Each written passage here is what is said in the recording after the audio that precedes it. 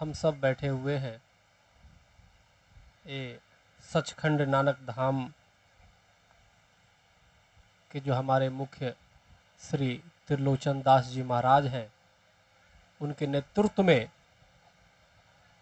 एक ऐसे व्यक्ति की रिहा कराने की मांग पे बैठे हुए हैं जो बेकसूर है। अभी हम पंपलेट पढ़ रहे थे मनजीत सिंह की सजा सरबजीत सिंह को क्यों।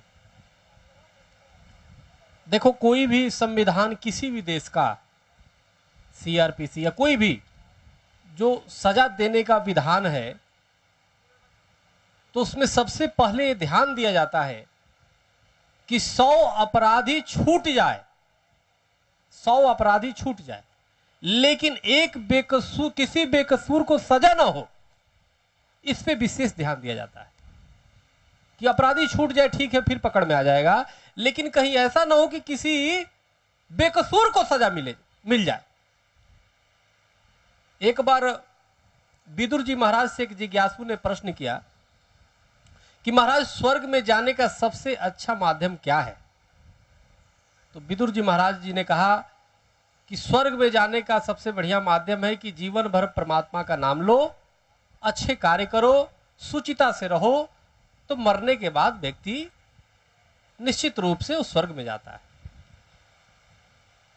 बोला कि अच्छे, अगर जो हम भगवान का नाम नहीं लेना चाहते, हम नास्तिक हैं, फिर स्वर्ग में कैसे जाए?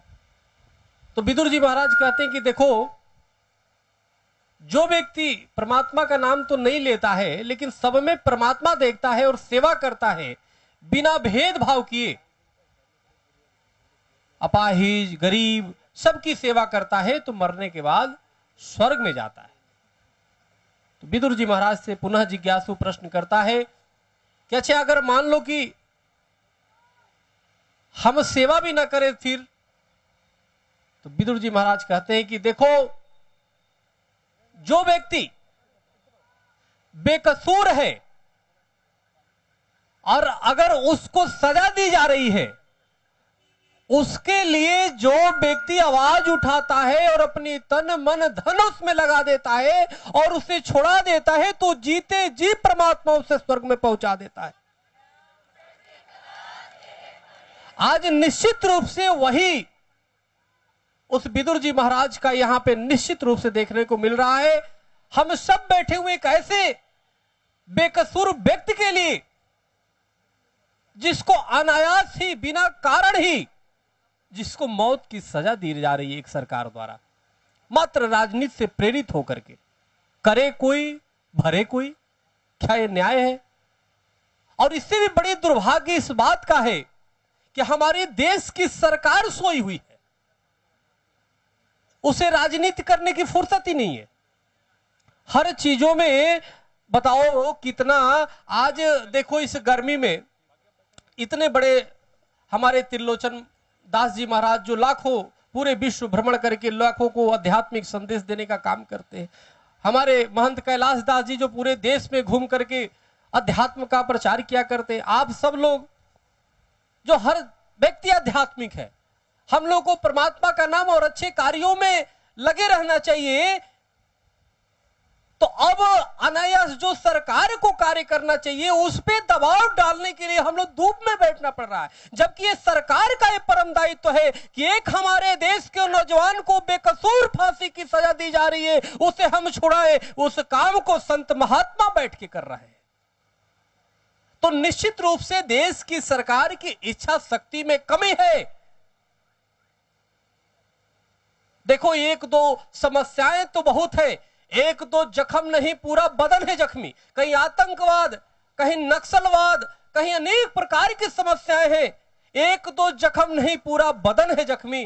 दर्द बेचारा परेशान है, उठे कहां से? हम पूरे देश का भ्रमण कर रहे हैं, हम देख रहे हैं कहीं राष्ट्र रक्षा, धर्म रक्षा, गो रक्षा।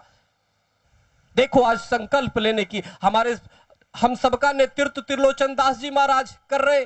त्रिलोचन जिसकी त्रिनेत्र होते हैं। देखो, पालनहार भी है, पालता भी है, शिव का जो स्वरूप है और जो संहार भी करता है। तो हम सब बैठ करके आज संकल्प लेने की आवश्यकता है क्योंकि संकल्प न हो यदि जीवन में गंतव्य कहां से मिलता है, संघर्ष न हो यदि जीवन में इतिहास कहां बदलता है। हमें इतिहास बदल देने की आवश्यकता है। केंद्र सरकार को यह बताने की आवश्यकता है कि केंद्र में बैठे हुए राजनीतिज्ञों, अगर तुम तत्काल उस बेकसूर बैठे हुए जेल में सड़ रहे उस सरजीत की रिहाई नहीं करते हो, तो देश की तमाम माएं, देश की तमाम बहनें, देश के तमाम भाई, देश के तमाम संत तुम्हारी सत्ता को चोर चोर कर देंगे। बदलेंगे हम वक्त, साथ ही तख्तो ताज बदल देंगे। जग बदलेंगे, युग बदलेंगे, दुष्टों का राज बदल देंगे। कहते हैं हमें साथियों, अगर साथ हमारा दोगे तो वादा करते हैं हम तेरी तकदीर बदल देंगे, तेरी तस्वीर बदल देंगे। अनेक लोग तो बैठते हैं गोरक्षा और अनेक मुद्दे हैं। तुरंत मेरा दिमाग हुआ, हमने कहा नहीं अब तो चलना ही चलना है, चाहे दोपहर हो, धूप हो, गर्मी हो। जब एक त्रिलोचन दास शिव स्वरूप हमारे बैठे हुए, कैलाश जी बैठे हुए, तो हम जैसे संत अगर एयर कंडीशन में बैठे तो शायद ठीक नहीं है। और वो सब धूप में बैठ के एक बेकसूर की मांग कर रहे हैं। तो देखो, एक भक्त, जितने यहां पे बैठे हुए भक्त हैं सचखंड धाम के, और भी जितने लोग हैं, निश्चित रूप से कहीं ना कहीं परमात्मा का आपने अनुभव किया होगा। निश्चित हर व्यक्ति किया होगा, क्योंकि जैसा गुरु होता है निश्चित रूप से वो दर्शन कराता है परमात्मा का। तो अगर एक साधना करके साल भर में, अगर साधना करके कुछ मिनटों में परमात्मा का दर्शन कर सकता है, तो निश्चित रूप से यहाँ पे धूप में बैठ के सत्ता की चूल को हिलाने का भी कार्य करेगा। उनको परमात्मा ऊपर से देखता है कि अरे मेरा बच्चा धूप में देखो तड़प रहा है। उसकी परमात्मा की कृपा तुम पे होती है, क्योंकि तुम्हारी निष्ठा गुरु में है। एकदम निष्ठा के साथ लगो, निश्चित रूप से तुम्हें अपने उद्देश्यों में मंजिल की प्राप्ति निश्चित रूप से होगी।